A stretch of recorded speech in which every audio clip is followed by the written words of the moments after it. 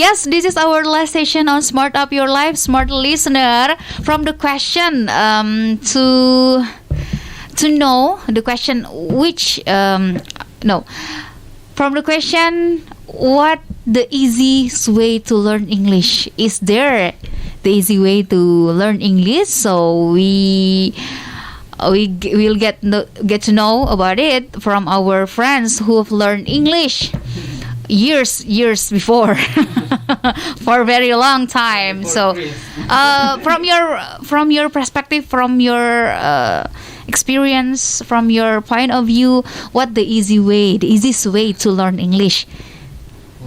Besides that, you join the English club, yeah? Another way. Probably me. So actually, if you wanna learn English, firstly you have to gain intention, right?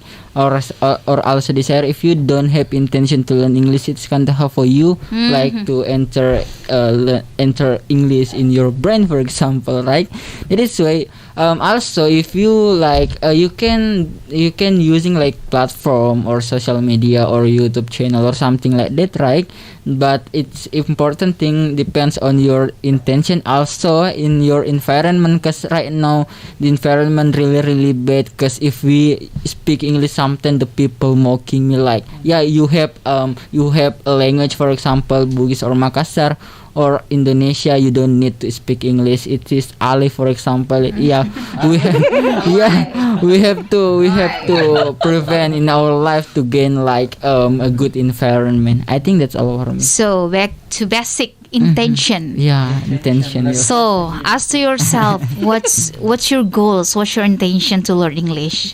You have to have the big why and big intention to learn English. So, Mrs. Dewi, the easiest way? My goals, for sure, because I'm already a mother. Yeah, I have two kids that imitate me, and I want them better than me. Yes, having a good future, and for sure, I said before that I keep they use it as a daily conversation, English without forgetting and without I eliminate our local language and Bahasa Indonesia. And one times also I for not only one times but for many times, Jasmine, my first daughter, asked me that why everyone should learn English and why Bunda so interested to English, having a big passion in English. Then I tell her that I answer that I have a lot of experience before married to your father. Go traveling alone, go traveling alone. I can get the benefit by taking English as my main language after Bahasa Indonesia, and then you can see that how proof you are as my kids, as my daughter, because nowadays it's not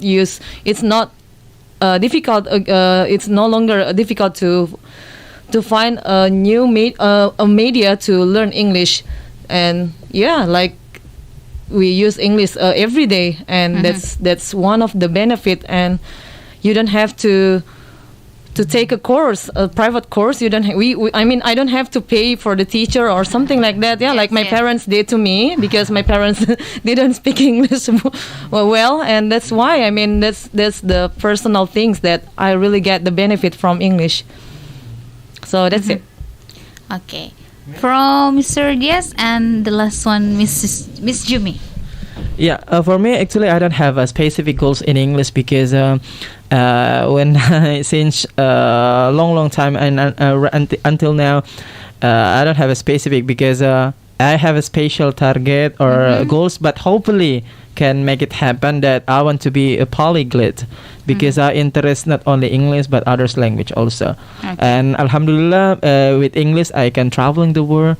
And a few years ago I spent my time to work on cruise ship, so of course I traveling the world, and the tools for communication is of course absolutely English. Yeah. So yes, from you, Jumi, the easiest way, based on your experience, to learn English. I mean, the easy way learn English is learn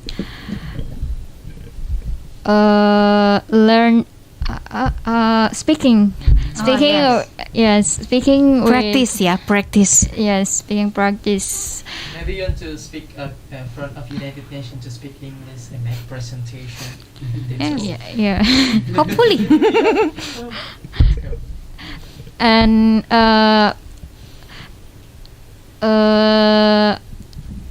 sering berbicara. Oh, yes. Yeah, sering berbicara and enter in club English. Yes. Speaking. Oh yes, speaking. Practice. Practice When makes you perfect. get yes, Yes. that's right. When you get new vocabulary, maybe yeah. just try it in word. Yeah. So that's it. Yeah, that's it. Okay, well, before we close, to increase your English skills, smart listener, we'll share the vocabularies or idioms, for you to use on your daily conversation. So, from the first, who want to share the idioms? Yes. Yeah, I just want to share about vocabularies. For example, acquire in Bahasa is pemarolehan, and grammatical tata bahasa, fluently lancar, style gaya,